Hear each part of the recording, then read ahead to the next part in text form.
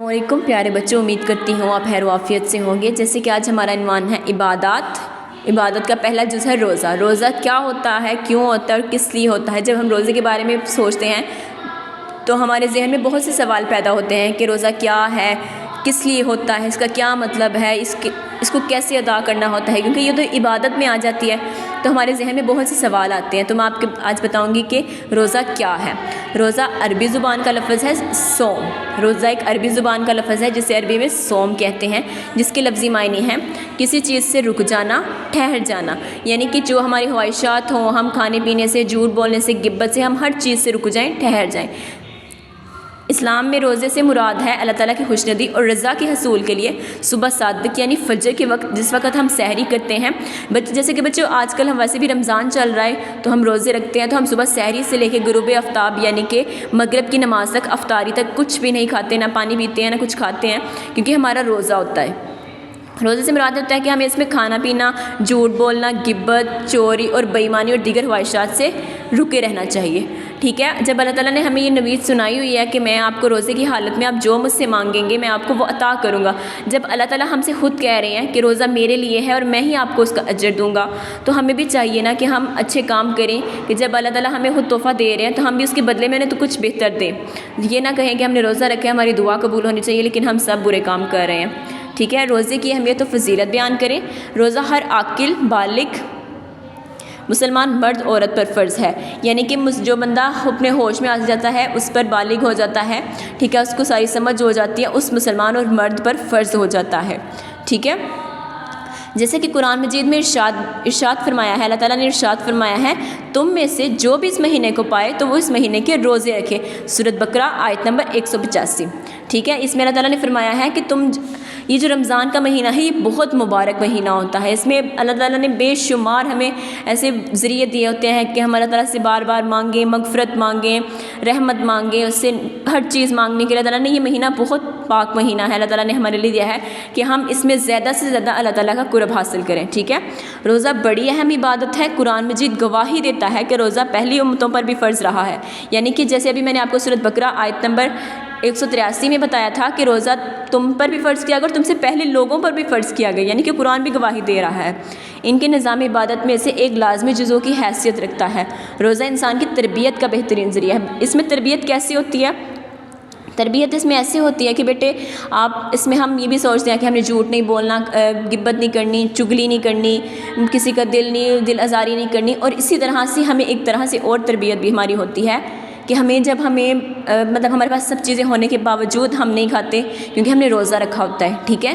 ہمیں پتہ ہوتا ہے کہ ہم نے افطاری تک کا جو ٹائم ہے تو پھر ہم نے افطاری کے ٹائم کھا لینی ہے، لیکن کچھ لوگ ایسے بھی ہوتے ہیں جن کے پاس کھانے کے لیے کچھ نہیں ہوتا، ہمیں ان کا بھی احساس ہوتا ہے۔ جیسے ہمیں روزے کی حالت میں فلسطین کے لوگ، غزہ کے جو لوگ ہیں وہ کئی سالوں سے ایسے بھوکے رہ لیتے ہیں، ٹھیک ہے، ہمیں ان کا بھی احساس ہوگا کہ ان کے چھوٹے چھوٹے بچے وہ کیسے اتنی بھوک برداشت کر لیتے ہیں۔ ابھی تو ہمیں یہ معلوم بھی ہوتا ہے کہ ہم نے افطاری کے ٹائم افطار کر لینی ہے، لیکن پھر بھی ہم سے بھوک برداشت نہیں ہوتی، ہمیں ان لوگوں کا احساس ہوتا ہے کہ وہ لوگ کیسے بھوک برداشت کر رہے ہوں گے، اور کوئی بھی دوسری عبادت اس کا متبادل نہیں ہو سکتی۔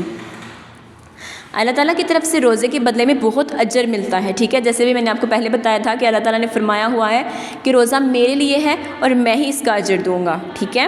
نبی کریم نے فرمایا کہ اللہ تعالیٰ کا ارشاد ہے روزہ میرے لیے ہے اور میں ہی اس کا بدلہ دوں گا، یعنی کہ میں اس کے بدلے میں، اللہ تعالیٰ نے پہلے فرمایا ہوا ہے کہ روزہ دار جو دعا کرے گا میں اس کی ہر دعا قبول فرماؤں گا، کیونکہ روزہ میرے لیے ہے اور میں ہی اس کا اجر دوں گا۔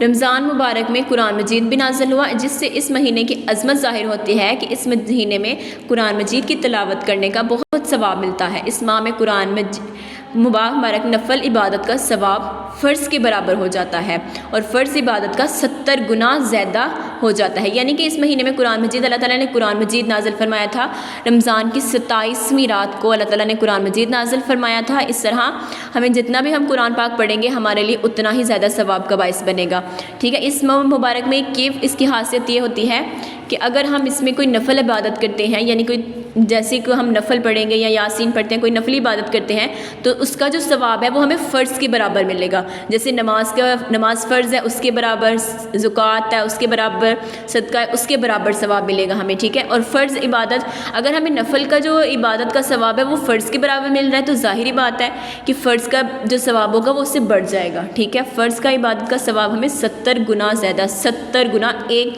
2 3 گنا بھی نہیں، 70 گنا زیادہ مل جائے گا. اگر آپ کو ایک چیز مل رہی ہے اور آپ اس سے خوش ہو رہے ہیں، تو اگر آپ کو وہ 70 زیادہ چیزوں میں ملے تو آپ کتنے خوش ہوں گے. نبی کریم صلی اللہ علیہ وسلم کا فرمان ہے، جب رمضان شروع ہو جاتا ہے تو رحمت کے دروازے کھول دیے جاتے ہیں اور جہنم کے دروازے بند کر دیے جاتے ہیں اور شیاطین قید کر دیے جاتے ہیں. بچوں جیسے کہ آپ کو پتہ ہے کہ جنت کے 8 دروازے ہیں اور ان میں سے ایک دروازہ روزے داروں کے لیے بھی ہوتا ہے. ٹھیک ہے. اور اللہ تعالیٰ نبی پاک صلی اللہ علیہ وسلم کا ارشاد ہے کہ جنت کے دروازے کھول دیے جاتے ہیں، یعنی کہ رحمت کے دروازے ان کے لیے کھول دیے گئے اور جہنم کے دروازے بند کر دیے اور شیاطین بھی قید کر دیے جاتے ہیں، تاکہ وہ کوئی مسلمان کسی بھی قسم کی عبادت سے کوتاہی نہ کر جائیں یا کوئی بھی ان سے عبادت رہ نہ جائے. کہ اللہ تعالیٰ چاہ رہے ہیں کہ اس مہینے میں مسلمان اللہ تعالیٰ سے بے پناہ مانگے، جتنا ہو سکتا ہے ان سے مغفرت مانگے، رحمت مانگے، جو ان کو چاہیے وہ ان سے مانگے. ٹھیک ہے. اب آگے آ جائے گا شب قدر کی اہمیت.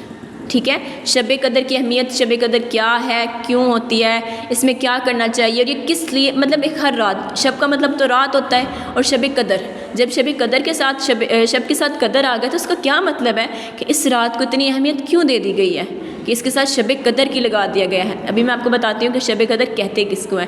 شب قدر رمضان مبارک کی ایک رات ہے جسے لیلۃ القدر بھی کہتے ہیں، یعنی کہ یہ رمضان کی 27ویں رات ہوتی ہے جس میں قرآن مجید نازل کیا گیا تھا. رسول اللہ صلی اللہ علیہ وسلم نے فرمایا، جو شخص شب قدر ایمان کے ساتھ محسوس ثواب آخرت کے لیے ذکر و عبادت میں گزارے، اس کی گزشتہ گناہ بخش دیے جائیں گے. یعنی کہ یہ جو رمضان کی 27ویں رات ہوتی ہے، رمضان کی تو ویسے ساری راتیں بہت انمول اور بہت قیمتی ہیں، ویسے شب قدر کی جو رات ہے وہ بہت انمول رات ہے. اس میں آپ جتنا ہو سکے اپنا ذکر و عبادت کریں.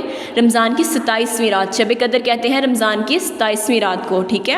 اس میں ذکر و عبادت میں گزار کے اس کی گزشتہ گناہ معاف فرما دیے جائیں گے. ٹھیک ہے.